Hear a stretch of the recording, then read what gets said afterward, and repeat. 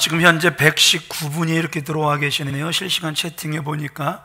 그런데 제가 카운트를 해보니까 그 출석 체크가 되신 분들은 가족들 포함해서 한 3분 정도가 지금 카운트가 되고, 나머지는 그저 들어와만 계시는 거예요. 그래서 지금 교회마다 출석 체크가 안 되고 있습니다.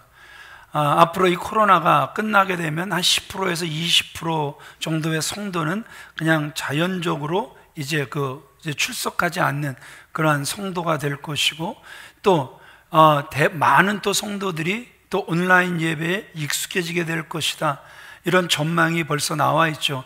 자, 우리는 예배자입니다. 우리가 성전에서 예배할 수 없어도 우리가 어느 곳에 있든지 우리는 예배자로 성공할 것입니다. 승리할 것입니다. 그러니까 여러분, 출석이 체크가 될 수 있도록 여러분 얼른 나 여기 들어왔습니다, 할렐루야로 입장해 주시고, 아니면 예배합니다 이렇게 입장해 주시고, 나가실 땐 아멘으로 은혜 받았습니다, 말씀대로 살길 원합니다, 아멘으로 이렇게 퇴장해 주셔서 그렇구나, 사단이 예배를 결코 흔들 수 없구나, 이 모습을 여러분들의 그 적극적인 예배 참여로 나타내 보여주시길 주님의 이름으로 부탁을 드리겠습니다. 이렇게 들어와 주시는 거예요. 예, 고맙습니다. 이름을 꼭 출석을 체크해 주시길 바랍니다. 예, 막 들어오고 계십니다. 자, 오늘 본문은 다윗이 누구를 범하는 사건이죠? 밧세바를 범하는 사건이에요. 본문을 보면서 우리가 느낄 수 있는 건, 사람이란 실수할 수 있는 거지. 다윗 그렇게 하나님 앞에 바르게 살았으면 이 정도는 감춰줄 수 있지, 그런 거 아니야? 이렇게 생각할 수 있는데, 오늘 하나님은요, 오늘 11장에서 뿐만 아니라 그 12장까지 2장을 할애하면서 그 다윗의 죄를 드러내시는 이러한 모습을 우리에게 보여주고 있다는 것이죠. 지금까지 다윗이 하나님께 보인 절대적인 신뢰, 정말 대단했던 것이었는데 왜 이렇게 2장에 걸쳐 다윗의 죄를 드러내고 계실까? 우리 인간은 죄가 드러나게 되면 부끄러워서 어쩔 줄 모르고 할 수만 있으면 그걸 감추려고 하지만, 성경은요, 그 성경의 역사 중에 우리의 믿음의 조상 중에 창녀도 있었고, 그렇죠? 그 시아버지와 며느리 사이에 그 계보를 이어가는 그 모든 수치스러운 문제를 다 드러내는, 감추지 않는 모습을 우리에게 보여주고 있다는 것이죠. 자, 그러면 오늘 본문에 등장하는 다윗, 무엇이 그렇게 악했길래 하나님께서 그의 그 모든 죄를 다 드러내신 것입니까? 자, 우리가 첫째 이렇게 생각할 수 있어요. 그 밧세바와 그 간음한, 이것이 악한 것이기 때문에 2장을 다 할애해서 드러냈을 것이다. 그런데 여러분, 12장에 가서 보면 이 밧세바와 간음한 것도 정말 나쁜 거지만, 그가 하나뿐인 아내로 즐거워했던 그 우리아를 돌아보지 아니하고 전장에 맨 앞장 세워 비참하게 죽인 것, 이것이 하나님 보기에 악했음을 보여주고 있다는 것이죠. 27절 같이 읽어보겠습니다. 시작. 다윗이 행한 그 일이 여호와 보시기에 악하였다. 예, 다윗이 행한 그 일이, 그럼 어떤 일이 악했다라는 것이죠? 우리아를 그렇게 전장의 맨 앞에 내세워 죽이게 한 그것이 하나님 보시기에 너무너무 악했다라는 것이죠. 자, 지금 밧세바의 남편 우리아가 암몬과 전쟁을 하고 있단 말입니다. 아주 치열한 생명을 내대는 전쟁을 하고 있단 말입니다. 그런데 뜻밖의 다윗 왕이 우리아를 부르는 거예요. 보고할 게 있다라는 것이죠. 어떤 보고를 해야 하나 잔뜩 긴장하며 다윗 앞에 서게 되죠. 그런데 묻는 것도 별로 묻지를 않고는, 전쟁이 어때? 뭐 그럴 수도 있는 거지, 뭐 이런 식의 형식적인 그러한 질문을 하고 난 다음에 뜻밖의 제의를 하죠. 집에 가서 쉬라는 거예요. 왕의 진리가 뒤따르는 거죠. 그런데 이 우리야 어떻게 하는 거죠? 항공부지로소이다.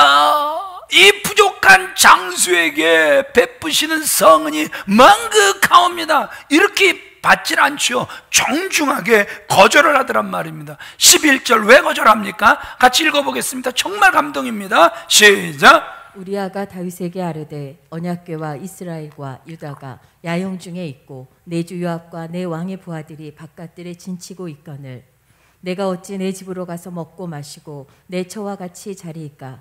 내가 이 일을 행하지 아니하기로 왕의 살아계심과 왕의 혼의 살아계심을 두고 맹세하나이다 하니라. 예, 듣기만 해도 감동이잖아요.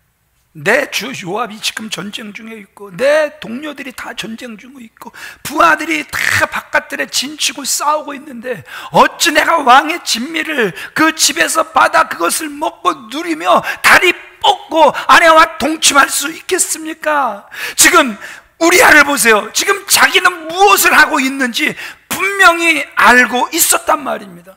왕의 권고이니까 야, 하나님도 내가 열심히 싸운 걸 알아주셨나 보다, 실수도 있었을 거란 말입니다. 그런데 만약에 우리아가 그렇게 받아들이게 되면 두 가지 불충이 되는 거예요. 첫 번째는 이미 말씀을 드렸죠. 다 싸우고 있는데 자기만 쉬는 거, 자기만 다리 뻗고 쉬는 거, 이거 같이 불충이 어디 있겠습니까? 두 번째는 더 심각한 것이죠. 이제 그 아내와 동침을 하게 된다면, 저와 여러분들이 구약을 잘 아시는 것처럼 아내와 동침을 하게 되면 그날 저녁까지 어떻게 되는 거죠? 부정한 자가 된단 말입니다. 그러면 그 부정한 자가 전쟁터에 나갈 수도 없는 것이고 전쟁에 나간다고 한들 싸울 수도 없는 거란 말입니다. 그러니까 그가 뭐라고 하는 거예요? 저는 절대 무엇을 어길 수 없다라는 거예요? 말씀을 어길 수 없다라는 것이죠.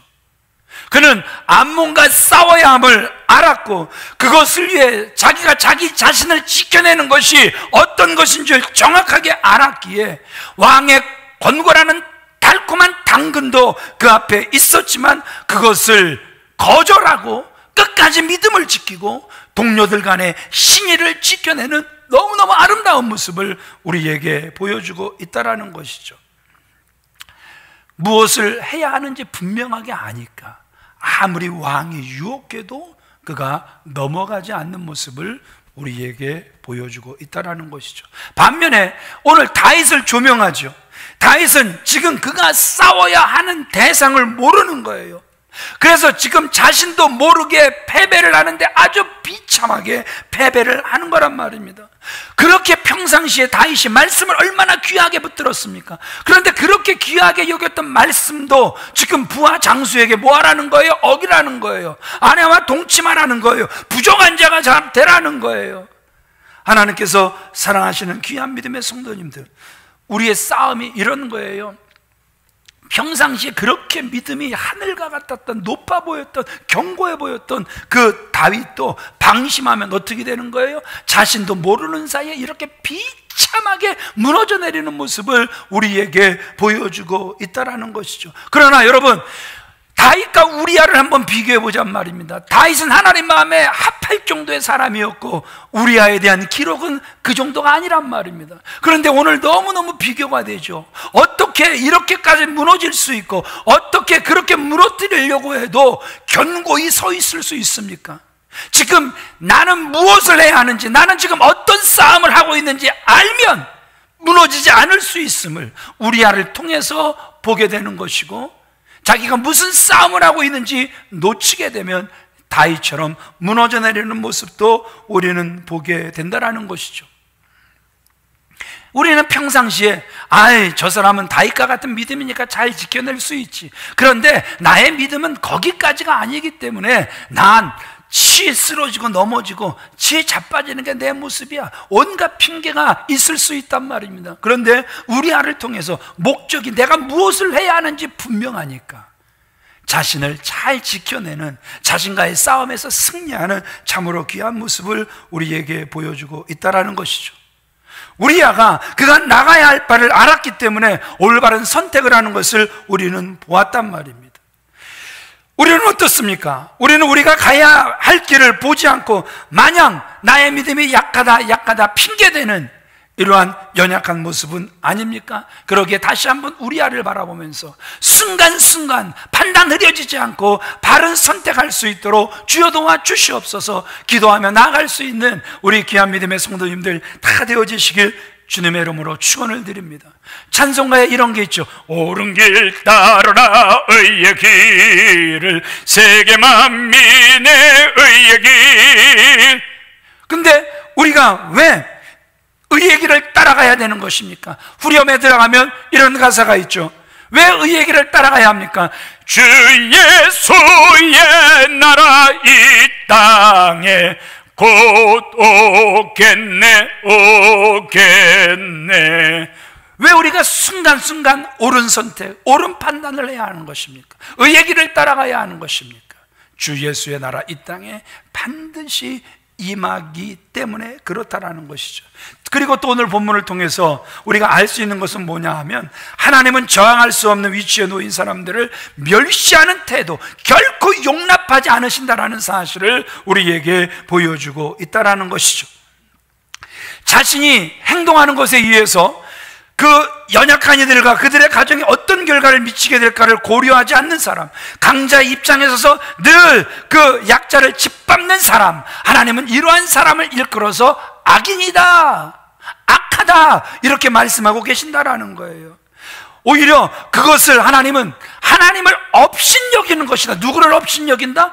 세상의 다윗, 그 하나님 마음에 합한 다윗에게 하나님을 업신여겼다. 나단 선지자를 통해서 2번이나 말씀하고 계세요. 자, 우리 사무엘하 12장 9절 10절 같이 읽어보겠습니다. 시작. 그러한데 어찌하여 내가 여호와의 말씀을 업신여기고 나 보기에 악을 행하였느냐? 내가 칼로 햇사람 우리아를 치되 암몬 사전에 칼로 죽이고 그의 아내를 빼앗아 내 아내로 삼았도다. 이제 내가 나를 업신여기고 햇사람 우리아의 아내를 빼앗아 내 아내로 삼았은즉 칼이 내 집에서 영원토록 떠나지 아니하리라 하셨고. 자, 나를 업신여겼다, 나를 업신여겼다. 지금 다윗이 들어도 깜짝 놀랄 만한 말이 2번이나 지금 나오고 있단 말입니다. 하나님께서 사랑하시는 귀한 믿음의 성도님들, 우리도 모르는 사이에 하나님을 업신여길 때가 얼마나 많을지 몰라요. 자, 직장의 그 지위를 이용해서 후배 직원을 괴롭히는 거, 부하 직원을 괴롭히는 거, 여 직원을 희롱하는 거, 여 직원에게 술 따르라고 하는 거, 외국에서 온 피부가 다르고 그래서 후진국에서 온 사람들 아주 지나칠 정도로 하대하면서 욕하는 거. 여러분, 이 모든 것들이 하나님 보시기에 뭐라고요? 악하다, 나를 조롱하는 것이다, 이렇게 말씀하시는 일들이란 말입니다. 비즈니스에 있어서도 이런 거죠. 자신이 독식하고 있음에도 불구하고 겨우겨우 벼이삭 주워먹는 것 같은 그러한 분들의 것까지라도 반드시 자기가 다 삼켜야만 그 속이 풀리는 사람들, 하나님께서 악하다, 너는 나를 조롱하는 사람이다, 이렇게 말씀하신다라는 것이죠. 나의 자비만을 기대하는 사람의 말없는 기대를 고려치 않고 외면하는 사람, 하나님께서 악인이다, 나를 조롱하는 자다, 이렇게 말씀하신다라는 것이죠. 하나님께서 사랑하시는 귀한 믿음의 성도님들, 왜 다윗이 하나님을 조롱하는 사람이 됐을까요? 왜 나단 선지자를 통해서 이런 소리까지 들어야 됐을까요? 4가지를 우리에게 말씀하고 계시는데, 첫 번째, 우리 같이 읽어보겠습니다. 시작. 자기가 해야 할 일에 태만했기 때문이다. 자기가 해야 할 일에 태만했기 때문이란 말입니다. 죄는 누구를 잘 찾아다니냐 하면 자기 맡은 일에 태만한 사람들을 찾아다니는 거란 말입니다. 아주 기회가, 틈이 보이면 접근하는 거란 말입니다. 1절 같이 읽어보겠습니다. 시작. 그 해가 돌아와 왕들의 출전할 때가 되매. 그 해가 돌아와 왕들의 출전할 때가 됐다. 여러분, 왕들의 출전할 때가 됐다. 여러분, 전쟁에 나가도 물론 왕들이 늘 앞장을 서던 그러한 때였단 말입니다. 그런데 지금 왕들이 출전할 때라 하면 지금은 이런 거예요. 이제 그 요압과 장수들과 부하들이 그 암몬을 쳐서, 그래서 완전히 포위하고 마지막 저항을 어마어마하게 하지만, 그러나 이미 승패는 기울어졌단 말입니다. 이미 남유다의 승리로 기울어질 대로 기울어졌단 말입니다. 그런데 요압이 끝까지 전쟁에서 승리를 하게 되면 그 승리를 누가 취하게 되냐 하면 요압이 취하게 되는 거예요. 그러니까 그 부하들이 감히 그 영광을 취하려고 하지 않고 왕이요, 이제 그 모든 것이 준비됐습니다. 와서 출전하셔서 승리를 만끽하십시오. 승리를 누리십시오. 그래서 왕의 출전할 때란 그 모든 이제 그 승리가 굳어져서 이제 그 왕이 나가서 모든 영광을 취할 수 있는 때란 말입니다. 그런데 다윗이 뭐라고 하는 거예요? 나가지를 않는 거예요. 요압, 네가 끝까지 전쟁에서 네가 다 누려도 되니까. 그러니까 지금까지 많은 전쟁에서 자기가 승리를 해왔기 때문에 지금 자기는 너무나 많은 것을 누려봤기 때문에 그까이 거 대충 그냥 네가 다 취해도 된다, 이런 상황이란 말입니다. 하나님께서 사랑하시는 귀한 믿음의 성도님들 보세요. 정말 끈질긴 교전을 하고 있단 말입니다. 예. 그런데 다윗은 이 전쟁을 너무 쉽게 여유롭게 보고 있단 말이죠. 1절 이어서 읽어보겠습니다. 시작. 다윗이 요압과 그에게 있는 그의 부하들과 온 이스라엘 군대를 보내니 그들이 암몬 자손을 멸하고 랍바를 에워쌌고 다윗은 예루살렘에 그대로 있더라. 네. 이것이 자기가 해야 할 일에 태만했던 것이 결국 다윗의 위기가 됐음을 우리에게 보여주고 있다는 것이죠. 우리가 신앙생활 하다 보면 늘 어떤 때는 주연 같은 그러한 삶을 살죠. 예. 그러다가 우리가 뭐 한진희 같은 그 옛날 그 유명한 그 배우 탤런트 보세요. 그가 나왔다면 탁 그는 주연이었죠. 그런데 언제부턴가 조연으로 나오더니 이제는 얼굴도 안 보이는, 예, 이러한 모습들. 예. 그래서 끝까지 주연으로 살아가기는 정말 힘들다라는 사실을 우리가 보게 되지만, 때로는 그래서 우리가 섭섭하게도 하겠지만, 그러나 항상 우리는 주연 같은 조연도 우리는 잘 감당해내야 된다라는 것이죠. 쉼없이 늘 전진해 나가는 저와 여러분들의 모습이 되어져야 한다는 것이죠. 자, 두 번째 같이 읽어보겠습니다. 시작. 한가한 시간 때문이었습니다. 자, 무슨 시간? 한가한 시간. 2절 같이 읽어볼까요? 시작. 저녁 때에 다윗이 그 침상에서 일어나 왕궁 옥상에서 거닐다가. 지금 다윗이 늘어져 자는데 지금 언제까지 잔 거예요? 저녁 때까지 한가로 이 침상에 누워 있었으면 모르겠어요. 저희들은 이제 모든 게 이게 습관이 돼버려서 이게 더 잘해도 못 잘 때가 많잖아요. 예? 새벽 2시에 일어나면 시계가 새벽 2시에 울리기 전에 일어나요. 그 뒤에 더 자라 그래도 딱 밥 먹고 한 20분 정도 그 의자에 앉아서 그 자면 더 이상은 잘해도 못 자겠어요. 어머님이 좀 더 자라. 잠을 자야지. 와야 잠을 자지요. 예. 참, 진짜 잠도 와야 자는 건데, 지금 다윗 보세요. 지금 그의 장수들, 그의 부하들 생명을 내대고 전쟁하고 있단 말입니다. 잠이 오는 게 정상입니까? 비정상입니까? 침대에 그렇게 늦은 시간까지 누워있는 게 정상입니까? 비정상입니까? 누가 봐도 지금 이 다윗의 이 모습은 긴장감이 싹 다 풀려버린 거예요. 누가 봐도 존경받을 모습이 아니었다라는 사실을 우리에게 보여주고 있다라는 것이죠. 하나님께서 사랑하시는 귀한 믿음의 성도님들, 그러기에 우리는 하나님께서 사용하실 때 시간 관리를 너무너무 잘해야 된단 말입니다. 죽는 시간이 없도록 주님 앞에서 우리는 몸부림을 해야 된단 말입니다. 찬송가의 가사가 뭐가 있죠? 주여 나를 도우사 세월 허송한도록 어두운 세상 지날 때 어둠 되게 아니요 햇빛 되게 하소서. 때로는 햇빛이었다가 때로는 어둠이 아니라 주여 우리를 도와주셔서 끝까지 햇빛 되게 하여 주옵소서. 여러분, 한가하고 여유가 생길 때 우리에게 다가오는 죄의 유혹하는 발자국 소리를 듣게 되는 거란 말입니다. 이 한가함, 이 여유로움, 이것이 다윗에게 성취감과 더불어 넘기기 어려운 위기까지 됐음을 우리에게 보여주고 있다는 것이죠. 그 존스 그룹의 창업자요 회장이요 또 미국의 유명한 여류 작가인 로리 베스 존스가 유명한 책을 두 권을 쓰죠. 우리 한국에 그 알려진 그 유명한 두 권의 책 이름이 뭐냐 하면, 첫 번째 건 최고 경영자 예수, 그리고 두 번째 청바지를 입은 예수님. 그래서 우리 그 최고의 경영권을 예수님께 돌려드려야 된다, 이 내용이 베스트셀러가 됐고요. 우리나라에서도 또 이제 청바지를 입은 그 예수님을 통해서 그의 10대 때 그가 겪은 이야기를 소개를 해요.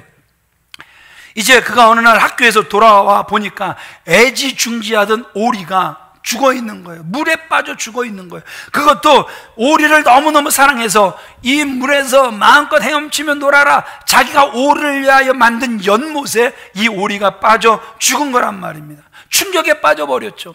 그러니까 그 베리 존스의 어머니가 수의사를 불러다가 무엇을 질문하냐 하면, 어제까지도 그렇게 건강했던 이 오리가 왜 죽었습니까? 질문을 하게 되죠.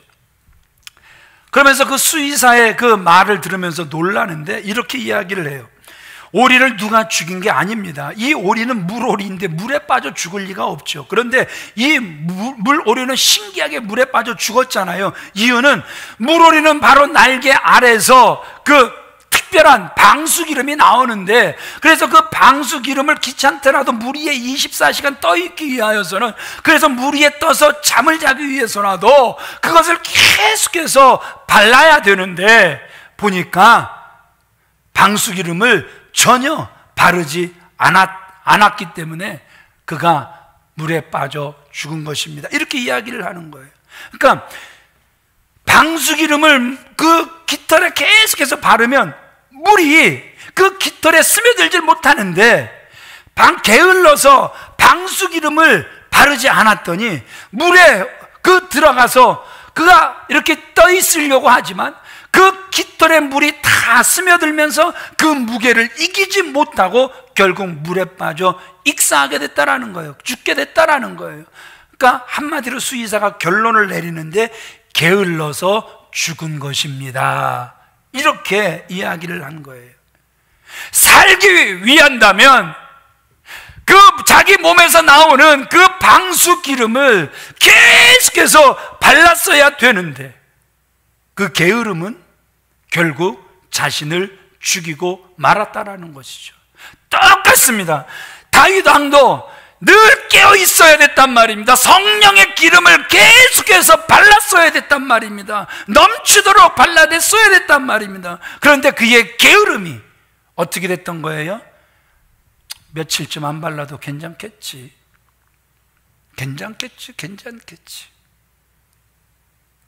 결국 어떻게 되는 거예요? 자신을 이기지 못하고 그 게으름에 무너지고 말았음을 우리에게 보여주고 있다라는 것이죠. 자, 세 번째 같이 읽어보겠습니다. 시작. 피하지 않았기 때문입니다. 뭐 하지 않았기 때문에? 피하지 않았기 때문이에요. 항원빛에 물든 그 도시를 왕궁에서 바라보니 정말 멋집니다. 그런데 더 멋진 장면이 나와버렸네요. 뭐예요? 여인이 목욕하는 모습이 나와버린 거예요. 자, 거듭 말씀드리지만 저희가 어렸을 때에는 물 견지는 소리만 들리면 뭐 하는 거였어요? 목욕하는 거였어요. 그래서 아주 흔하게 본인들은 감춘다고 감추지만, 아주 흔하게 그 목욕하는 모습들을 볼 수 있었단 말입니다. 요즘은 그런 모습들을 볼 수 없는데, 요즘은 희한한 법이 나오면서 그 모습들을 또 보게 되죠. 며칠 전 그 유튜브에 올라온 것 중에 그 미국에서 한 남자가 사우나를 가서 어디에 들어가요? 여탕에 들어가죠. 여탕에 들어가는데 그 사우나 직원들이 말리지를 못해요. 왜 못 말렸어요? 혹시 그 영상 보신 분 있어요? 못 말린 이유가 그거였죠. 나 오늘 여자입니다. 나 오늘 뭐라고요? 나 오늘 여자라는 거예요. 그러니까 세상에 그놈의 평등법이 그걸 막을 수가 없는 거예요. 그러니까 그 남자가 여자라고 하니까, 나 오늘 그 기분이 여자라고 하니까 여탕에 들어가니 그 여자분들이 얼마나 놀랬겠습니까? 그런데도 막을 수 없었다. 여러분, 지금 그 끔찍한 일이 지금 우리나라에서도 이 평등법이라는 그 그럴싸한 포장으로 지금 들어오는 거예요. 그런데 그 젊은 친구들은 평등법 좋은 거 아니에요? 제가 미국에서 온 그 청년들에게 물어봤어요. 너희들 그 평등법, 그거 성평등, 그거 어떻게 받아들였었니? 아이고, 너무너무 좋은 거라고 받아들였다라는 것이죠. 그런데 좋아서 받아들인 것이 결국은 어떻게 된 거예요? 다 무너뜨린 거예요. 막을래야 막을 수 없게 되어버린 거란 말입니다. 내가 여자라 그러면 그냥 겉은 남자인데도 여자가 돼버리는 거예요. 제 3위성이 다 인정이 돼버리는 거란 말입니다. 여러분, 이런 일이 우리 자녀들에게 일어나면 안 돼요? 안 돼요? 절대 안 되잖아요. 그러니까 하나님께서 우리 장로님도 기도하셨던 것처럼 막아내야 된단 말입니다. 이거 반드시 막아내야 되는 거란 말입니다. 아멘이십니까? 집에서도 좀 아멘 좀 하세요. 막 집이 막 떠나갈 정도로 아멘 좀 하세요. 이거 반드시 여러분 막아내야 되는 거란 말입니다. 여러분, 목욕하는 여자 볼 수 있죠. 예. 목욕하는 남자 볼 수도 있죠. 그것까지는 어쩔 수 없어요. 그런데 다윗의 문제점이 드러나기 시작하죠. 문제점이 뭐였습니까? 3절 같이 읽어볼까요? 시작. 다윗이 사람을 보내 그 여인을 알아보게 하였더니 그가 아뢰되 그는 엘리암의 딸이요 햇사람 우리아의 아내 밧세바가 아니니까 하니. 예, 다윗이 사람을 보내 그 여인을 알아보게 하는 거예요. 사실 이때 다윗의 인생에 암몬 전쟁보다 더 중요한 싸움이 시작되죠. 그러나 다윗이 그걸 깨닫지 못하는 거죠. 그것은 그가 싸움의 대상에 대해서 확실하게 인식을 하지 못하고 있는 거란 말입니다.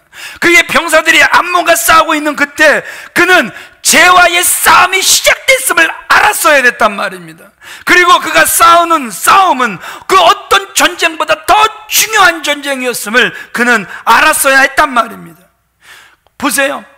그가 보이지 않는 전쟁, 거기에 무너져서 어떻게 됐죠? 세상에 그 집에 칼이 떠나질 않아 버렸죠. 아들이 반란을 일으키죠.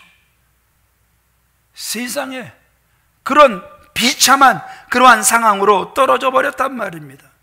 하나님께서 사랑하시는 귀한 믿음의 성도님들, 이 싸움 져서 이렇게 될 줄 알았다면 그가 졌겠습니까? 절대 안 졌겠죠. 그러나 보이지 않는 전쟁에 무지했던 거예요. 여러분, 너무 몰랐단 말입니다.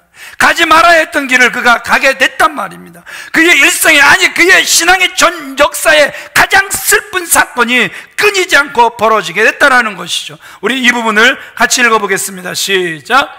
다윗이 싸움의 대상을 알지 못하고 패배하고 말았습니다. 오늘 우리의 싸움의 대상이 무엇인지 아십니까?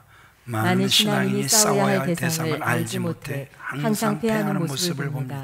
우리는 우리가 싸워야 할 대상을 바로 아는 것이 중요합니다. 암몬과의 전쟁에서 싸워 이기는 것도 중요했지만 더 중요한 게 무엇이었습니까? 자신과 싸워 이기는 거였단 말입니다. 승리 중에 최고의 승리는 자기 자신과 싸워 승리하는 것이다. 중학교 3학년 때 어떤 그 자매님이 이 편지를 보냈는데, 와, 너무너무 멋있어서 제가 지금까지 안 잊어버리는 거예요. 승리 중에 최고의 승리는 자신과 싸워 승리하는 것이다. 눈에 보이는 전쟁은 그래도 그럭저럭 이겨내려고 해요. 그런데 눈에 보이지 않는 이러한 전쟁은 누가 봐, 누가 알아? 그저 나만 알고 넘어가면 되지. 그래서 눈에 보이지 않는 전쟁에서는 저 사람이 정말 신앙의 힘이 있었던 사람마저 싶을 정도로, 여러분, 안타깝지만 무너져 내리는 모습들을 보게 된다는 것이죠. 여러분, 성욕과 정욕의 한계가 무엇인 것이죠? 건강한 사람이라면 반드시 성욕이 있어야 된단 말입니다. 그러나 그것이 잘못된 계획으로 발전될 때 이미 정욕의 영토 안으로 들어가 버린 거란 말입니다. 다윗이 사람을 보내서 그 여인을 알아봐요. 알아보니까 벌써 다 드러나죠. 누구의 아내였어요? 우리아의 아내였단 말입니다. 우리아, 그가 햇사람이죠. 그런데 그의 계종은 너무 분명합니다. 우리아의 뜻이 뭐였죠? 예? 나의 빛은 주님이십니다. 나의 빛은 오직 주님이십니다. 하나님이 그의 주가 되셨단 말입니다. 정말 확실하게 개종한 사람이었습니다. 그가 또 전쟁 영웅이죠. 시대 30인 중에 하나. 그러면 그 다윗이 잊을 수 없는 전쟁의 영웅이란 말입니다. 그럼에도 불구하고 우리아의 아내 밧세바요? 아이고 내가 큰 실수할 뻔했네. 아이고 이 못된 놈. 아이고 생각도 이 눈도 못된 놈. 그때라도 정신을 차려야 되잖아요. 그런데 한번 여인이 눈에 들어오고, 그래서 그 여인을 어떻게 쓰는지 품고 싶은 그 더러운 그 욕망, 그 정욕이 막무가내가 돼버린 겁니다. 브레이크가 완전히 풀려버린 거란 말입니다. 우리 4절 말씀 같이 읽어보겠습니다. 시작. 다윗이 전령을 보내어 그 여자를 자기에게로 데려오게 하고 그 여자가 그 부정함을 깨끗하게 하였으므로 더불어 동침하매 그 여자가 자기 집으로 돌아가니라. 왕이니까 뭘 보내요? 사자를 보내죠. 그러면서 그가 가진 심, 그가 가진 돈을 가지고 상대방을 소유하는 거란 말입니다. 이것이 바로 도구와, 인간을 도구화시키는 하나님 보시기에 악한 죄란 말입니다. 여러분, 돈은, 권력은 그런 데 쓰라고 준 게 아니잖아요. 왜 그 중사분이 그렇게 보니까 보니까 십자가가 눈안에 들어와서 얼마나 더 안타까웠는지 몰라요. 분명히 신앙도 있었을 텐데 왜 자살의 길로 그 자기를 어필하려고 했습니까? 이 방법이 아니면 이거 뒤집을 방법이 없다. 조금 권력 있다고 그 권력을 남용해서 그 여중사를 추행한. 여러분, 권력은 그러라고 준 게 아니라는 사실을, 돈은 그러라고, 나 돈 있으니까 내가 하고 싶은 대로 다 할 거야 이러라고 주신 것이 아님을 오늘 우리는 다시 한번 다윗을 통해서 깨달아 알 수 있어야 된다는 것이죠. 네 번째 같이 읽어보겠습니다. 시작. 죄는 숨겨지지 않음을 보여줍니다. 죄는 숨겨지지 않는다. 아무리 그가 하나님 마음에 합한 사람인들 하나님은 반드시 죄는 드러내신다라는 걸. 그 위에 은혜를 베풀어 주시는 하나님이시긴 하지만, 회개하면 용서하시는 하나님이시지만, 그러나 반드시 죄는 뭐 하신다? 드러내신다라는 거예요. 27절 우리 다시 읽어볼까요? 시작. 다윗의 수위가 여호와 보시기에 악하였다. 누구 보시기에 악하였다? 여호와 보시기에 악했다라는 거예요. 다윗은 자기가 지은 죄를 어떻게 하는 거예요? 철저히 은폐하려고 하죠. 너하고 나만 알자. 그런데 그렇게 됩니까? 그렇게 되질 않았죠. 덜컥 이 밧세바가 임신해 버렸죠. 그래서 처음에는 우리아를 전쟁터에서 불러 왕의 진미와 함께 집에 가서 그 아내와 함께 동침하라. 그래서 자기의 실수를 그렇게 덮어버리려고 했죠. 그러나 충성스러운 신하 우리아는 그것을 아주 단칼에 거절을 했죠. 그래서 두 번째 어떻게 하는 거예요? 맹렬한 전쟁터, 그것도 맨 앞장서게 하죠.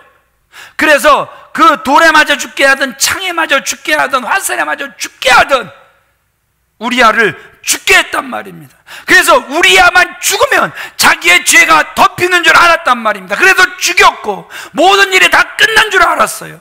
그러나 사람은 속일 수 있었지만 하나님은 속일 수 있습니까? 사람의 입은 돈으로 권력으로 막을 수 있겠지만 하나님의 입을 막을 수 있습니까? 그럴 수 없었다라는 것이죠. 여러분, 창세기에 보면 가인이 아벨의 제사만 받으시는 하나님 때문에 열은 하나님께 받고 죽이기는 누굴 죽이죠? 아벨을 죽이죠.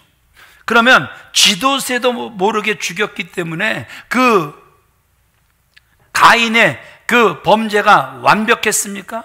아니요. 자기는 지도새도 모르게 아주 완벽하게 일을 처리했다고 생각을 했는지 모르지만 그 아벨의 피가 땅에서부터 하나님께로부터 호소하고 있었다라는 것이죠. 또 하나님은 그것을 보고 계셨다라는 것이죠. 여러분, 우리가 사람의 눈, 사람의 입, 이것은 피해가고 막을 수 있을 수도 있습니다. 그러나 꼭 기억하세요. 누구는 피해갈 수 없다. 하나님의 눈은 피해갈 수 없다라는 사실을요. 그래서 결국 어떻게 되는 거죠? 12장에 나단 선지자가 나타나서 그 죄를 파헤칩니다. 우리의 죄도 그런 거예요. 죄송하지만 언젠가 다 드러나요. 하나님 앞에서 싹 다 드러나요. 사도 바울은 무서운 말을 하죠. 우리의 죄를 다 뭐하리라? 직고하리라. 이 말은 나오면 안 되는데, 이거는 누구도 알지 못하는 비밀이었는데, 사도 바울은 하나님 앞에 설 때 우리는 우리의 죄를 뭐하게 될 것이다? 직고하게 될 것이다. 감추인 것 하나도 없이 다 드러나게 될 것이다. 우리 시편 139편 1절로 4절 같이 읽어보겠습니다. 시작. 여호와여, 주께서 나를 살펴보셨으므로 나를 아시나이다. 주께서 내가 앉고 일어섬을 아시고 멀리서도 나의 생각을 밝히 아시오며 나의 모든 길과 내가 눕는 것을 살펴보셨으므로 나의 모든 행위를 익히 아시오니 여호와여, 내 혀의 말을 알지 못하시는 것이 하나도 없으시니이다. 주께서 나의 일어섬, 멀리서도 나의 생각까지라도 나의 모든 길과 내가 눕는 것을 다 살펴보신다. 나의 행위를 익히 다 하신다. 다윗이 하나님을 깊이 알아가면 알아갈수록 정말 그 하나님 앞에 두려움으로 설 수밖에 없었음을 우리에게 보여주고 있다는 것이죠. 그런데 우리는 점점 가면 갈수록 이 두려움은 온데간데 없어지고 너무 쉽게 풀려버리는 안타까운 모습들도 보게 된다는 것이죠. 다윗의 고백 계속 이어지죠. 저 하늘 꼭대기에 올라갈지라도 그가 거기에 계시고 저 바다 깊숙한 곳에 들어가 피한다 할지라도 그가 거기에 계시다라는 거예요.